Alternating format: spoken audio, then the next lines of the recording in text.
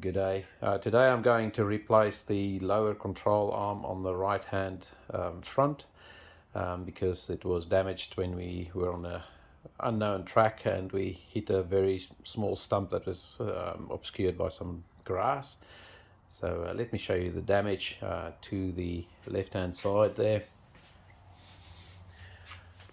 You'll see that the support is slightly bent over there, and this is actually what it's supposed to look like if you look at the right hand side. So yeah, you can see that's all, the braces are straight, where on this side it's bent. So this is where we managed to destroy the lower control arm. It wasn't this big one here, but it's a tiny one down the back there that just clipped the arm.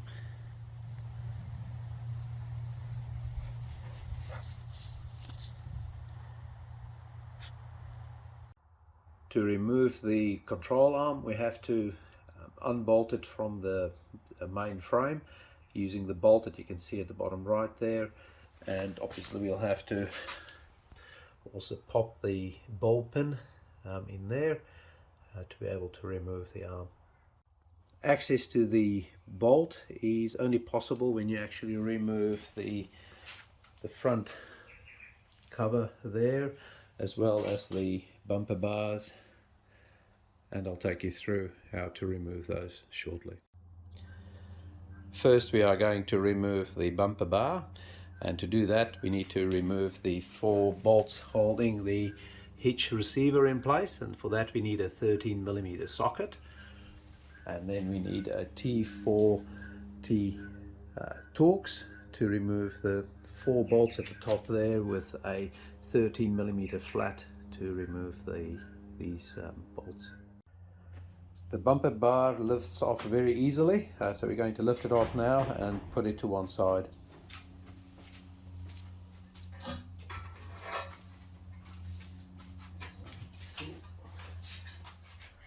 To remove the plastic cover, we need to remove 6 bolts with an M10 socket. You can see the bolt over there, and then between the metal cover and the plastic cover, there's 2 there, but there's also 2 hidden up here at the top of the cover. You'll notice that the 4 at the, that we showed first have a shoulder on them. These 2 don't actually have a shoulder on them.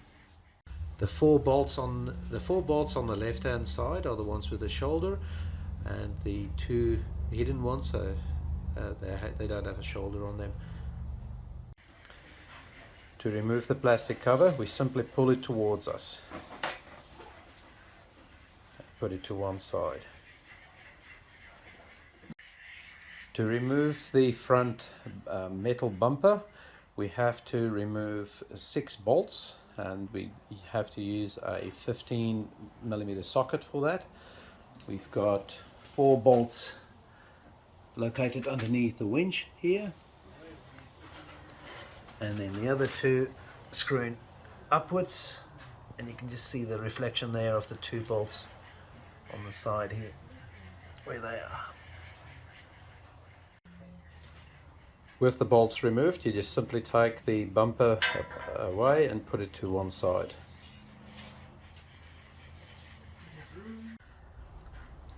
To remove the lower control arm, I'm actually just jacking the car up ever so slightly. The wheel is just touching the ground, and what we need to do now is to remove the pull the ball joint out. To do that, we've got to remove the split pin and also the castle nut, and I'll turn the castle nut upside down when I use the puller, just to protect the thread. And then we have this long bolt that we've got to remove here, and it uses a combination of 15 and 18mm sockets. Using an 18mm spanner, I've removed the castle nut and turned it upside down and threaded back again to protect the thread when we use the ball joint puller, and we'll show that in a second. Okay, so we've got the ball joint puller in place, and we're now going to squeeze that ball joint out of the hub.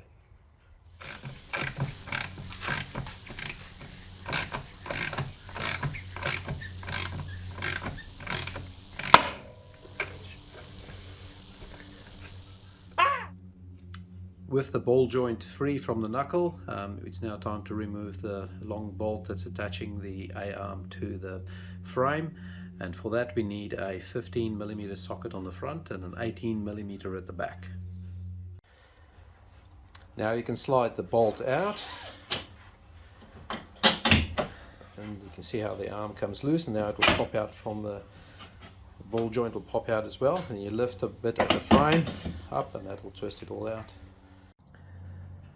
Just as a comparison between the damaged control arm and the correct control arm, we've got the damaged one on top and the good one on the bottom there, and you can see how much it's actually pushed in, but also actually shortened as well, and that's why the camber on the wheel is out.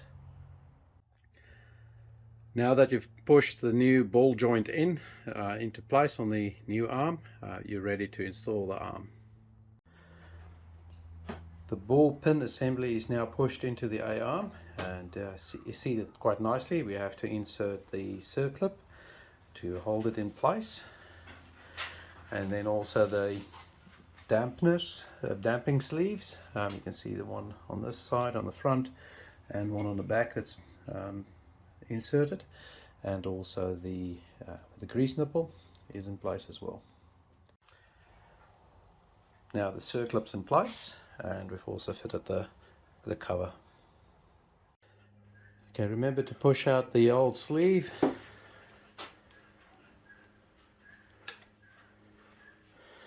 and put the sleeve into the new A-arm.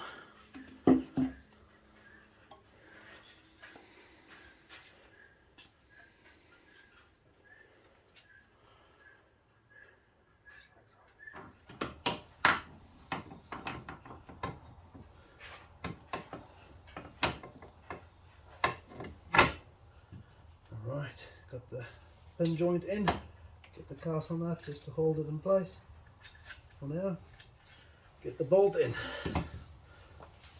Right. Gotta move that down a bit.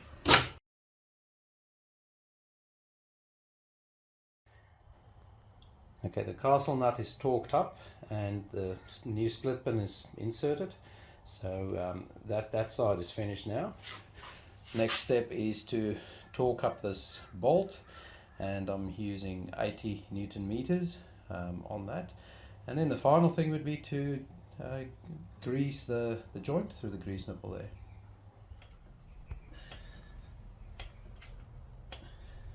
How much grease you put in that? Good in me